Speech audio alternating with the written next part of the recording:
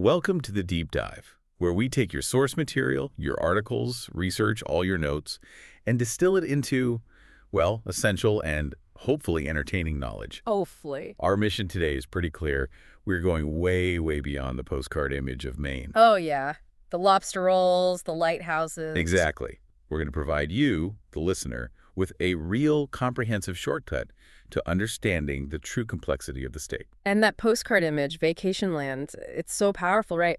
But what we've seen in the sources you provided is a state with this startlingly complex history, a really unique political identity, and a geography that's, well, it's defined by vast, untamed wilderness. We're peeling back the curtain on the Pine Tree State. We're going to explore the deep history that really shapes its modern identity. Yeah, we want to figure out what makes this northeasternmost state truly tick and, why its challenges and its unique features are so distinct from the rest of the Northeast corridor. Okay, so let's start with the basics. Let's do it. Maine's official motto is Dirigo. Which is Latin for what, exactly? It's Latin for I lead, or I guide, or I direct. It's a pretty ambitious motto, which, is fitting, I guess, given its geographical situation. It certainly is. So Maine was admitted as the 23rd state, March 15th, 1820. And it's the largest state in New England. I mean, it takes up almost half the region's entire land area. But it has this truly fascinating geographical quirk. I love this one. It is the only state in the contiguous U.S. to border exactly one other state. New Hampshire. That's Just New Hampshire. And it sits right around the 45th parallel north, which gives it that, that really distinctive northern climate we'll get into later. So if we really want to understand Maine, we have to go back not just a few centuries, but millennia. We're talking deep history. Deep history. We need to go back about 12,000 years to when the massive North American glaciers retreated. That's when the area becomes continuously inhabited by indigenous populations, and that indigenous history is so central to the state's story. And at the time of European arrival, the land was governed by the Algonquian-speaking Wabanaki nations. Right, a confederacy that included the Passamaquoddy, the Melisate, the Penobscot. And others. Their presence changed everything, the rivers, the forests, long before any European sails ever showed up on the horizon. And here's something that's absolutely fascinating and I think often overlooked. There's a strong possibility that Maine was the site of the earliest confirmed European discovery in the U.S. We're not talking about Columbus. No, we're talking about way earlier, potentially around 1000 CE. We're talking about Norse explorers, Vikings interacting with the native Penobscot people. And this isn't just, some archaeological theory. There's actual tangible proof. The Maine penny. The Maine penny. That is the centerpiece of this whole historical puzzle. It's an actual 11th century Norwegian silver coin. From whose reign? Specifically from the reign of King Olafkar, who ruled from 1067 to 1093. And it was found in 1954 at the Goddard Archaeological Site in Blue Hill, Maine. And it was found in a Native American dwelling. Exactly, a dwelling that dated to the late 11th or early 12th century. And the critical factor here is that the coin shows wear patterns. It's been handled, passed around over a period of time. Which means it wasn't just, dropped by some shipwrecked sailor. Right. It suggests a confirmed, even if it was sporadic, trade network existed between Norse explorers or traders and the local indigenous populations centuries before Columbus. I mean, the Norse had settlements in Greenland and Newfoundland. It makes sense they'd come back to the mainland for timber, for furs. And this coin is just this pivotal piece of evidence of pre-Columbian contact in the modern U.S. It immediately complicates that whole narrative of who discovered the region. But the subsequent confirmed European colonization efforts, well, they kicked off centuries of conflict. Indeed. The first confirmed European settlement was actually French. Right, 1604 on Sunqua Island. This was led by Pierre Duguay, Sieur de Mont, and his party famously included Samuel de Champlain, the cartographer. And they called the whole territory Acadia. A name that sticks. The French were really focused on the fur trade, on establishing river routes inland. The English, though, they followed pretty quickly. The Plymouth Company tried with the Popham Colony in 1607. And that's a remarkable historical note because it was founded only weeks after Jamestown. So it was one of the earliest English attempts. It was, but it was short-lived. It failed after just 14 months, crippled by a harsh winter, the death of its leader, and really difficult relations with the local tribes. But the English claims didn't go away. Control stayed fragmented, with both powers really battling for supremacy. Eventually, the coastal region became the province of Maine in 1622. But as English colonization succeeded, the really powerful Massachusetts Bay Colony just started absorbing huge swaths of territory. So much so that by 1691, all of present-day Maine was just York County, Massachusetts. And this transition was devastating for the native inhabitants. This period was marked by really intense native resistance, what we call the French and Indian Wars. The Abenaki nations, allied with the French, fought fiercely to defend their land. They did. For instance, the 1692 Abenaki raid on York, it killed about 100 English settlers and they took another 80 hostage. These raids and the retaliations that followed drove tribes like the Androscoggin completely out of central Maine. It just fundamentally reshaped the whole demographic map. Okay, so let's connect this to the bigger picture leading up to statehood. Maine was part of Massachusetts after the Revolution, but that geographical separation and the feeling of being undefended by Boston, it created this powerful desire for independence. And what truly cemented that desire for secession was the War of 1812. Right. The source material paints a very clear picture of betrayal, really. It does. Massachusetts merchants were largely pro-British. They were opposed to the war. And they went so far as to refuse to allocate state militia to defend the eastern regions of Maine when British forces occupied parts of it. The British even tried to establish a whole separate colony there called New Ireland. Right, in eastern Maine.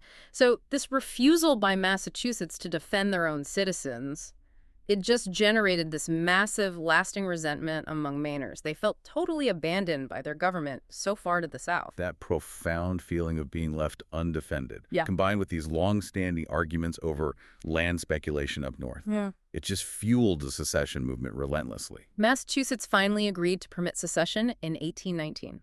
And the timing couldn't have been more politically charged or, nationally significant. Maine was admitted as the 23rd state on March 15th, 1820.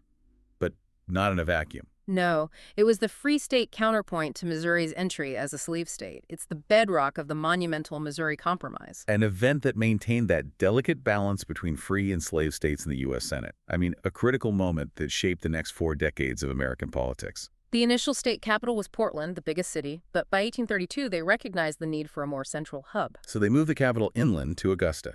Right. But interestingly, Portland still holds on to some of that importance. The principal office for the Maine Supreme Judicial Court is still there today. Speaking of monumental history, Maine played a really outsized role in the Civil War, despite being so far from the front lines. The 20th Maine Volunteer Infantry Regiment, that's a name that resonates with anyone who studies Gettysburg. That regiment, led by Colonel Joshua Lawrence Chamberlain, achieved legendary status. They were positioned at the extreme left flank of the Union line on Little Round Top. A really critical position. And when they ran out of ammunition, Chamberlain ordered this desperate, incredibly risky bayonet charge down the hill. This maneuver completely disrupted the Confederate attack, and it prevented the entire Union Army from being flanked. it's considered one of the most critical defensive actions of the entire war. It really is. And Maine has produced a surprising number of political giants over the years. Beyond the military, you've got statesmen like Hannibal Hamlin. Who was Lincoln's vice president during his first term. Right. And James G. Blaine, the charismatic plumed knight, he was a major Republican presidential candidate in 1884. But maybe the most enduring and impactful 20th century figure was Margaret Chase Smith. Absolutely. The first woman to serve in both the House and the Senate, and her 1950 Declaration of Conscience speech. Delivered right on the Senate floor, it's a landmark moment in American political history. It really is. She stood up against the rampant fear and smear tactics of McCarthyism, stating very clearly that the Senate should not become a forum for hate and character assassination. It was just an act of profound political courage. And we also have Democrat Edmund Muskie, a real heavyweight. He served as governor, senator. Was the vice presidential running mate for Hubert Humphrey in '68, and even briefly served as Secretary of State. So this state has a history of producing these really consequential leaders who operate on a national level, and they're often defined by a kind of pragmatism. Okay, let's transition from that historical bedrock to the physical one. Geographically, Maine is a place of these fascinating extremes and paradoxes that truly define its identity, It is the easternmost state in the contiguous U.S. both in its extreme points and its geographic center. And that eastern extreme holds a truly surprising fact. The town of Lubec is the easternmost organized settlement, and it's West Quoddy Head Lighthouse. Well, it's the closest place in the entire continental United States to Africa and Europe. Think about that perspective. You're looking across the shortest possible distance between the U.S. and the European continent. It just highlights how far east this state juts out into the Atlantic. And if you head way up north, you reach Escort Station, the northernmost point in all of New England. But even with all these specific points, what really defines Maine is the sheer scale of its land area and how little of it is actually developed. It's called the Pine Tree State for a reason. For a reason. Specifically, the eastern white pine. The density of its forest cover is unparalleled in the east. Over 80% of its total area is forested or unclaimed. That's the highest forest cover of any U.S. state. And that translates directly to its population density. It makes Maine the least densely populated state east of the Mississippi River. The sources also highlight its enormous bodies of water. Moosehead Lake up in the massive North Woods. It's the largest lake located wholly within New England. Stretches over 40 miles long. And then there's Mount Katahdin, soaring to 5,270 feet. It's not just a peak. It's this massive symbolic and logistical hub for hikers. Katahdin has this amazing distinction of being a key terminus for two major trail systems. Right. It's the formidable northern end of the Appalachian Trail, which stretches nearly 2,200 miles south to Georgia. But it's also the southern terminus of the ambitious International Appalachian Trail, which is a project designed to follow the ancient geological path of the mountain range all the way up through Atlantic Canada. To Newfoundland and Labrador. It's incredible. Okay, let's unpack the geology of the coastline, because this feature is arguably the most famous part of Maine. Its rugged, jagged shoreline has a specific geological name. A drowned coast. A drowned coast. And this is a direct consequence of the last ice age. Right.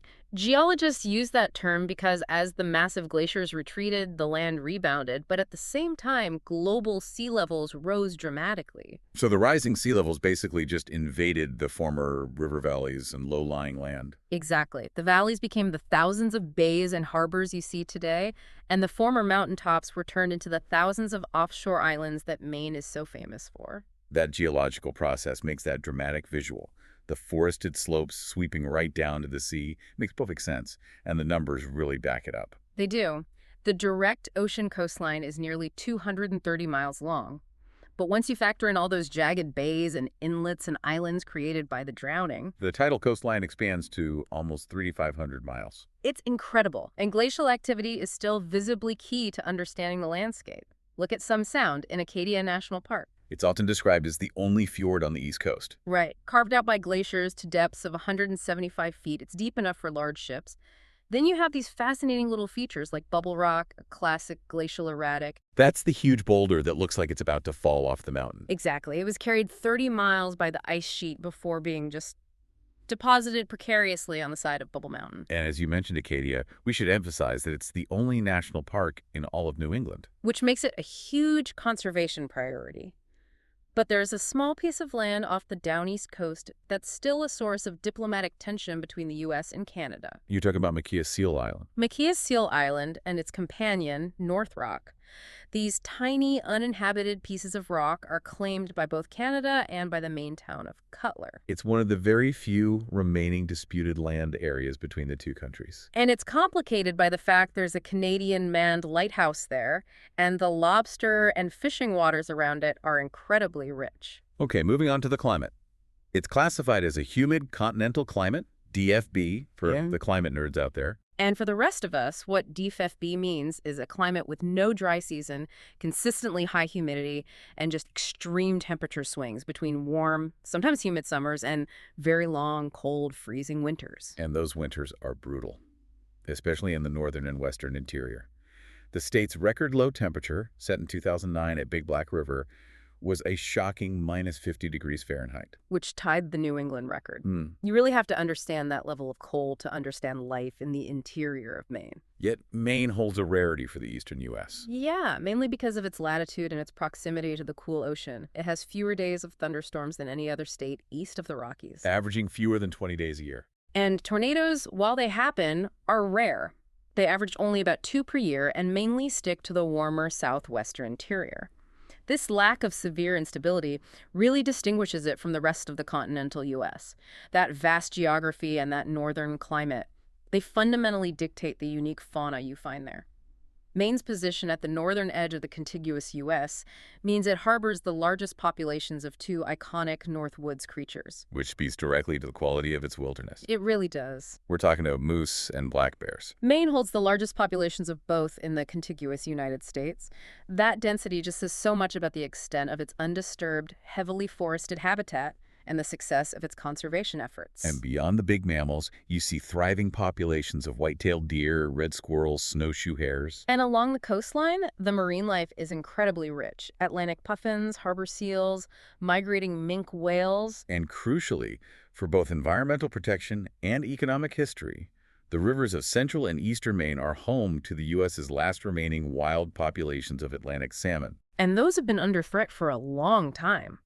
Decades of damming and pollution severely depleted those stocks, and there are massive governmental and NGO efforts focused entirely on protecting these fragile, unique survivors. But when you talk about the economy connected to the sea, the blue economy, there is one animal that just reigns supreme. The lobster. Of course. Maine is, without question, the largest producer of American lobster in the United States.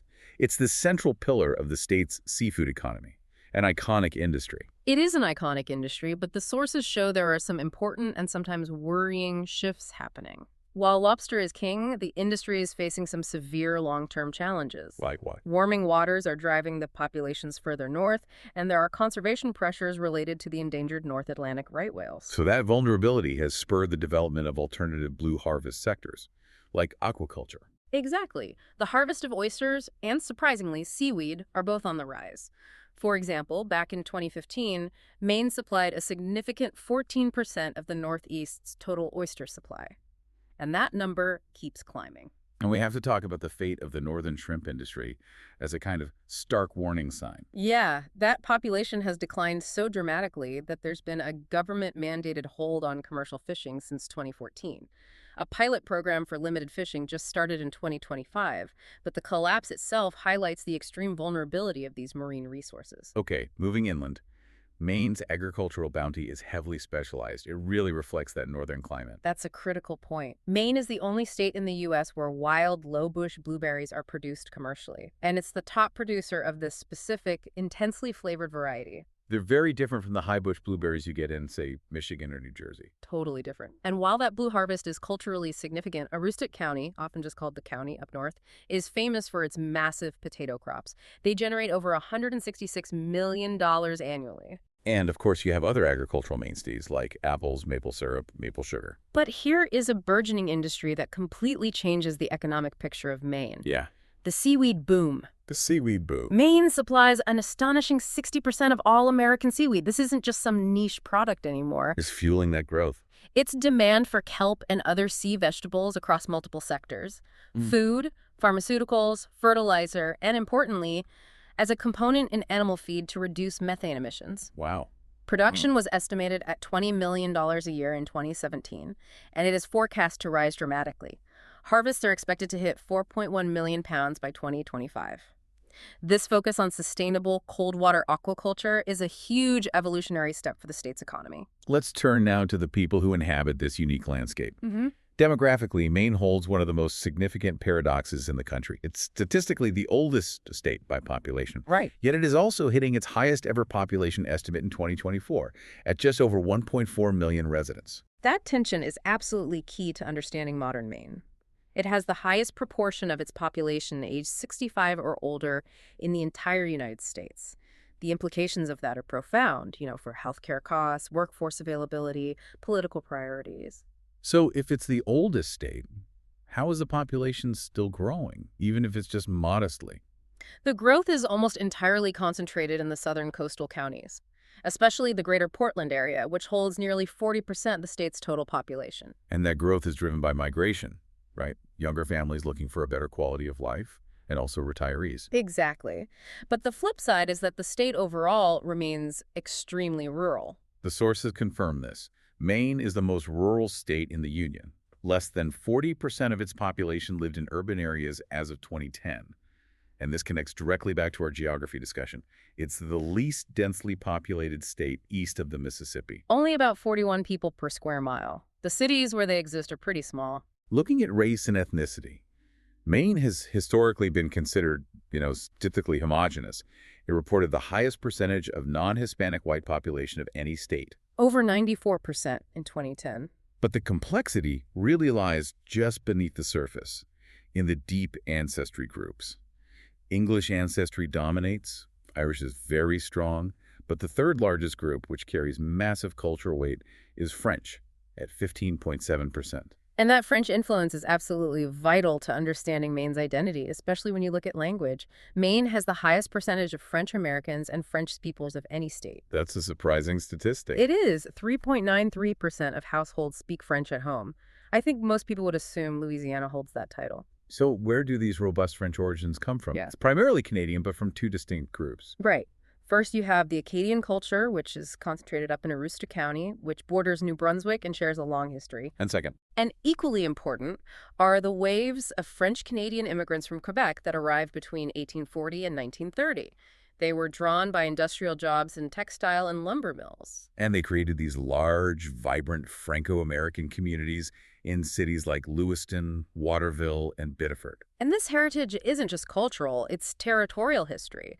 The Upper St. John River Valley in Aroostook County was once, for a very brief time, the Republic of Madawaska. Before the 1842 Webster-Ashburton Treaty finally settled that volatile border dispute. Exactly. This moment in history where locals just declared their own independence because neither side of the border was protecting them, it speaks to that long-standing Maine tradition of independence. That sense of historical and linguistic separation is still powerful in the far north today. We should also note the American ancestry group, which comes in at 7.8%. Right. In Maine and a lot of New England, this often represents people of overwhelmingly English descent whose families have been in the region since the 17th century, and they just identify as American rather than a specific European origin. And looking at religion, Maine is broadly Christian dominant, about 63% of the population. But the truly notable figure here, and one that aligns with New England trends, is the high rate of religious unaffiliation. 30% of Mainers are religiously unaffiliated, which is significant when you look at the rest of the country. So let's talk about the economic engine of Maine.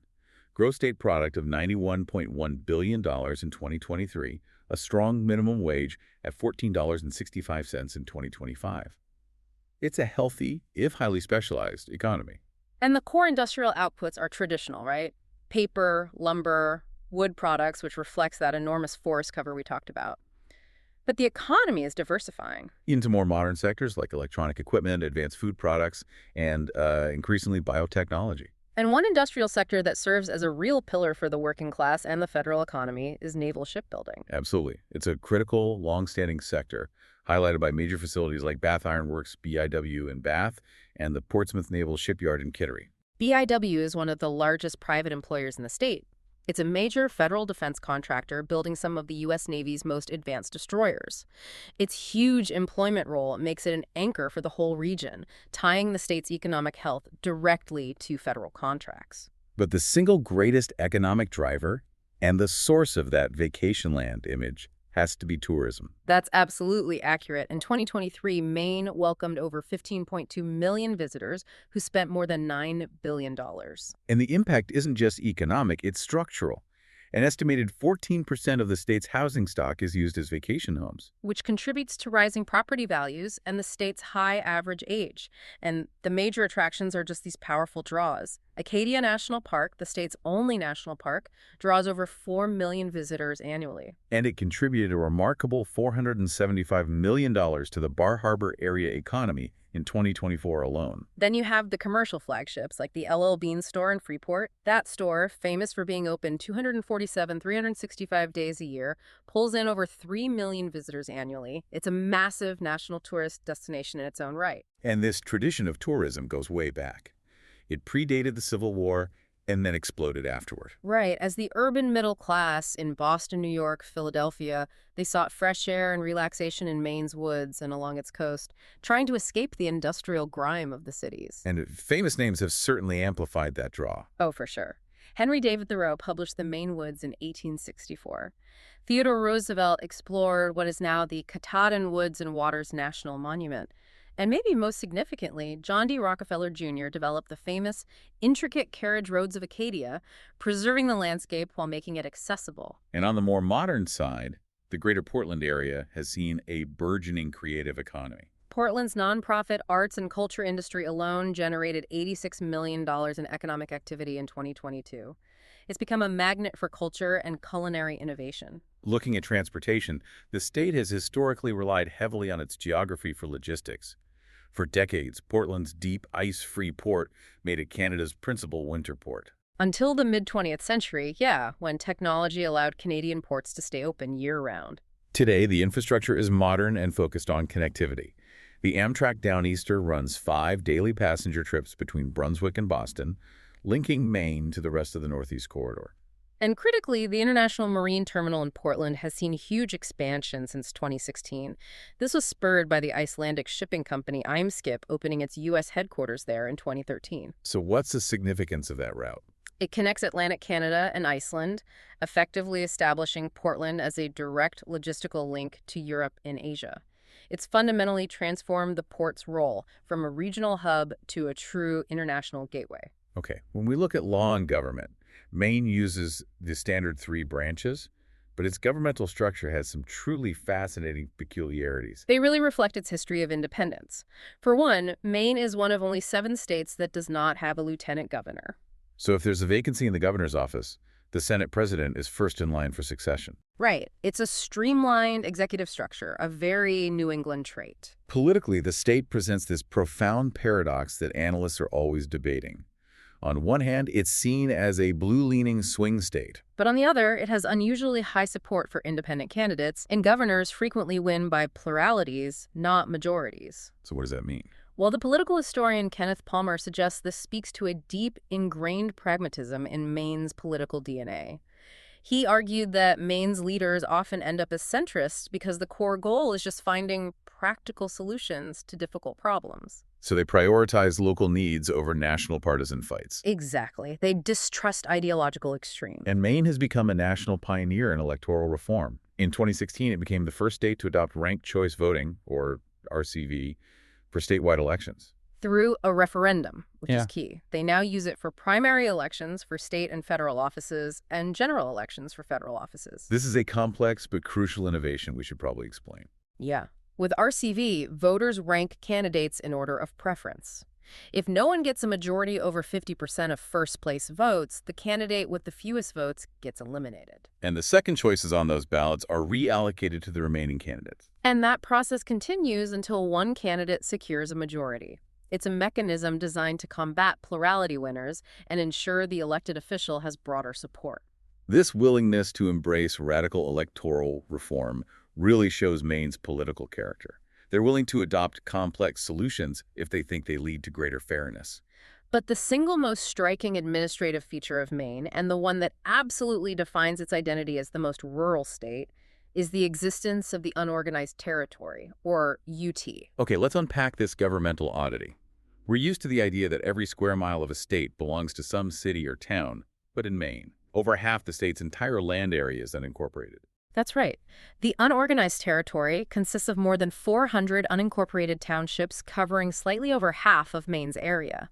It's a profound rarity, especially in densely populated New England. And the population living in this vast wilderness is tiny. About 9,000 year-round residents spread out over this gigantic region. When you think about a state being half wilderness, that is literal in Maine.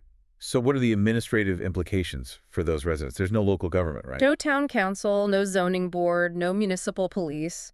Residents rely solely on state and county governments for everything. The state is essentially their municipality, managing roads, trash disposal, law enforcement. And the starkest example of this immense emptiness is northwest Aroostook. This single unorganized territory covers a colossal 2,668 square miles. That's larger than Rhode Island and Delaware combined. With a reported population of only 10 people. 10 people. That's one person for every 267 square miles. It creates this fascinating duality where you have 483 organized municipalities, but they cover less than half the state's total landmass. The UT is the silent, dominating geographical feature of the state. Let's conclude by looking at the distinctive culture that emerges from this unique mix of coastal tradition, deep woods isolation, and those indigenous and French influences. especially in food and language. Maine cuisine is definitely defined by seafood, but it has much deeper roots. It shares a lot of ingredients with Wabanaki cuisine: corn, beans, squash, wild blueberries, and of course, seafood. And we have two unique items that define the state's culinary identity that have nothing to do with lobster. First, the Maine Italian sandwich. A working class staple invented in Portland around 1902, it's distinct from other subs. It's often got ham, American cheese, onions, peppers, pickles, tomatoes, black olives, always on a long, soft roll. And second, Maine baked beans. This is a recognized regional style, fiercely protected, and very distinct from the molasses-heavy Boston baked beans. Mainers traditionally use lighter, thicker-skinned native beans like Marifax or yellow eye beans, and they're often sweetened with maple syrup instead of molasses. That distinction is so culturally important that for over a century, from 1913 until 2021, the B&M Baked Beans factory canned them right on the Portland waterfront. And that factory closing wasn't just an economic event, it was the end of a century-long cultural fixture. It shows you just how seriously Mainers take their specific bean style. We also have to mention the official state beverage, Moxie. Oh, Moxie. If you haven't tried it, it's a fiercely unique soft drink, one of the oldest in the U.S. It's known for its bitter, slightly herbal flavor from gentian root. It's definitely an acquired taste. But it's a uniquely Maine cultural touchstone. And of course, the official state foods, Yeah. blueberry pie Using those unique wild low-bush blueberries we discussed, and the whoopie pie. which is a dessert sandwich, 2 chocolate cake-like cookies with a creamy frosting center. And this modern culinary renaissance is building right on that foundation. Portland was named Bon Appetit's Restaurant City of the Year in 2018. And Biddeford was recognized by Food and Wine in 2022 as one of America's next great food cities. It shows this modern creative energy is really thriving in those old coastal cities. The culture is reinforced by all these festivals, too. La Kermesse, celebrating French-Canadian roots, the Acadia Night Sky Festival. And Maine is famous for its 25 agricultural fairs, like the Common Ground Country Fair and the Ancient Freiburg Fair, that celebrate the state's farming traditions. Finally, we have to talk about the language, the vernacular, that instantly identifies a Mainer. This specific slang is central to local identity. And it really emphasizes the unique geography. Everyone knows the most famous one, IU. Which is just an affirmative, yes. But the geographical terms are way more revealing. Like down east. If you travel down east, you're not just traveling east. You are referring specifically to the coastline of Washington and Hancock counties east of Ellsworth, including Bar Harbor. Historically, sailing ships traveling from Boston to that region went downwind and east, so the term stuck. It's not just a direction, it's a specific, rugged, cultural place. And if you're not from that region or not from Maine at all, you are designated as from away. A non-native person of Maine.